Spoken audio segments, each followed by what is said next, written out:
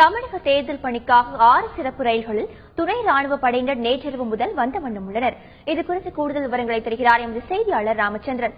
ராமச்சந்திரன், இதுவரைக்கும் எத்தனை பேர் வந்திருக்காங்க, இன்னும் எத்தனை பேர் வர இருக்காங்க? ராமச்சந்திரன், தமிழக சட்டமன்ற தேர்தல் அமைதியாகவும் நேர்மையாகவும் நடத்துவதற்காக துணை ராணுவத்தினர் ரயில் மூலமாக சென்னை மாநகரத்திற்கு வருகை தந்த வண்ணம் உள்ளனர்.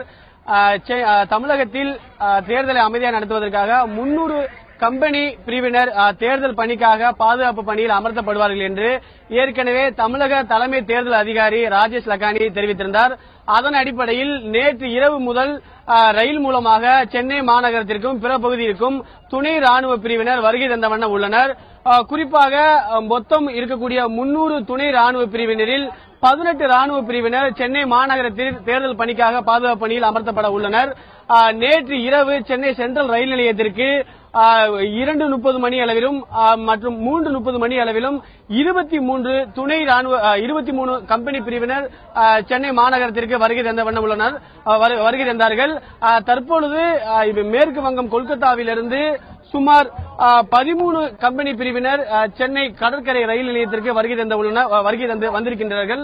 அதன் நேரடி காட்சிகள் தான் இவை. தற்பொழுது சிறப்பு ரயில் மூலமாக கொல்கத்தாவிலிருந்து தற்பொழுது சென்னை மாநகரத்திற்கு வருகை தந்துள்ளனர்.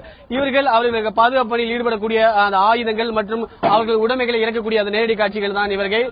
இங்கு இந்த சிறப்பு ரயில் மூலமாக கிட்டத்தட்ட 13 துணை கம்பெனி பிரிவினர் வருகை தந்துள்ளார்கள். இவர்கள் 5 பிரிவினர் மதுரைக்கும் 2 பிரிவினர் ஈரோடு பகுதிக்கும் அதேபோல 6 பிரிவினர் மதுரை சிட்டி மாநகரத்திற்கும் பாதுகாப்பு பணியில் அவர்கள் பணியில் அமர்த்தப்பட உள்ளார்கள். இவர்களை ஏற்றி செல்வதற்காக சிறப்பு வாகனங்கள் ஏற்பாடு செய்யப்பட்டுள்ளது. அது மட்டுமல்லாமல் மற்ற 10:30 மணிக்கும் 11:30 மணிக்கும் சென்னை எக்மோர் ரயில் நிலையத்திற்கும் இதே சென்னை சென்ட்ரல் பீச் ரயில் நிலையத்திற்கும் துணை ராணுவ பிரிவினர் வருகை தர உள்ளனர். குறிப்பாக இவர்கள் தேர்தல் அமைதியாகவும் பாதுகாப்பு நடத்துவதற்காக அவர்களுக்கு தேவையான ஆயுதங்கள் மற்றும் அந்த பாதுகாப்பு பணியில் ஈடுபடக்கூடிய துப்பாக்கிகள் மற்றும் அதற்கு தேவையான தோட்டாக்கள் தற்பொழுது இறங்கியுள்ளனர். இதனை இவர்கள் அனைவருமே இங்கிருந்து வாகனம் மூலமாக மற்ற பகுதிகளுக்கு பாதுகாப்பு பணியில் அமர்த்தப்பட உள்ளார்கள். கிட்டத்தட்ட இந்த சிறப்பு ரயில் மூலமாக 1300க்கும் மேற்பட்ட துணை ராணுவ பிரிவினர் சென்னை கடற்கரை ரயில் நிலையத்திற்கு வருகை தந்துள்ளார்கள். சுதர்சனா, ராமச்சந்திரன், சென்னையில எத்தனை பேர் பாதுகாப்பு பணியில் ஈடுபட இருக்காங்க? நிச்சயமாக மொத்தம் 300 கம்பெனி பிரிவினர் பாதுகாப்பு பணியில் தமிழகத்தில் துணை ராணுவ பிரிவினர் அடங்கிய 30,000 துணை ராணுவ பிரிவினர் பாதுகாப்பு பணியில் அமர்த்தப்பட உள்ளார்கள்.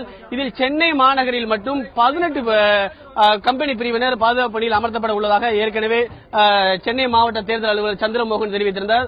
அதன் அடிப்படையில் இங்கு வரக்கூடிய இந்த 1300 துணை ராணுவரும் மற்ற பகுதிகளுக்கு மதுரை மற்றும் ஈரோடு பகுதியில் பாதுகாப்பு பணியில் ஈடுபடுவதற்காக இவர்கள் வருகை தந்துள்ளார்கள். அடுத்த 2 ரயில் மூலமாக சென்னை மாநகரத்திற்கு வருகை தர உள்ளார்கள். அவர்கள் சென்னையில் உள்ள சென்னை மாநகரத்தில் தேர்தல் பணிக்காகவும் பாதுகாப்பு பணியில் அமர்த்தப்பட உள்ளார்கள். ஜெபாஸ்டின்.